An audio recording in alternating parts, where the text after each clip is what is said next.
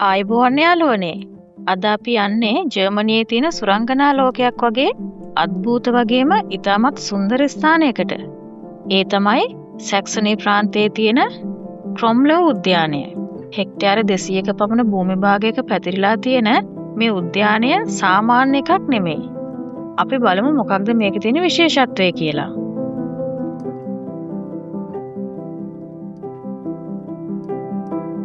රෙකොඩ්ස්බෘක් හෙවත් යක්ෂයාගේ පාලම.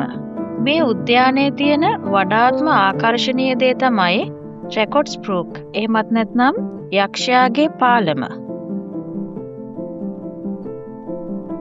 1860 දී ෆ්‍රිඩ්රිච් හර්මන් රොස්කී කියන නිර්මාණකරුවා තමයි මේක හැදුවේ. මේ පාලමේ තියෙන විශේෂත්වය තමයි එහි අර්ධකවාකාර හැඩය. පාලමේ හැඩය සහ ඊට යටින් තියෙන ජලයේ වැටෙන ප්‍රතිබිම්බය එකතු වුණාම එය සම්පූර්ණ රවුමක් විදිහට පෙනෙනවා. මේ දර්ශනය කොයිතරම් විශ්මිතද කියනවා නම් මෙතනින් ගන්න ඡායාරූපයක තියෙන ඡාමිතික බව සහ සුන්දරත්වය නිසා ඒ තවත් වැඩි දියුණු කරන්න කිසිදු ඩිජිටල් සංස්කරණයක් හෝ වර්ණ ගැන්වීමක් අවශ්‍ය වෙන්නේ නැහැ.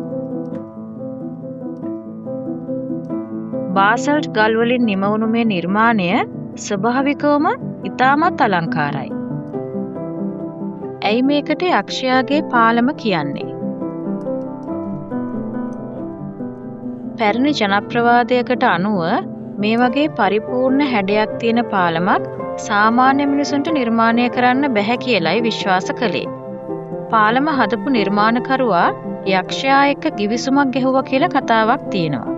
ඒ ගිවිසුම තමයි පාලම හදලා ඉවර වුණාම ඒකෙන් මුලින්ම එගොඩ වෙන කෙනාගේ ජීවිතය යක්ෂයාට බිලි දෙනවා කියන එක.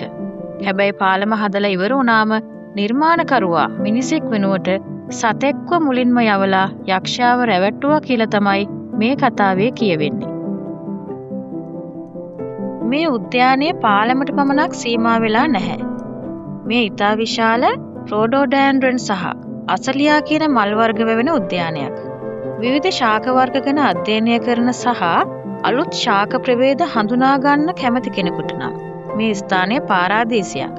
වසන්ත ඍතුවේදී විශේෂයෙන් මැයි මාසයේදී මේ උද්‍යානයේ ලක්ෂ ගණනින් මල් පිපෙනවා.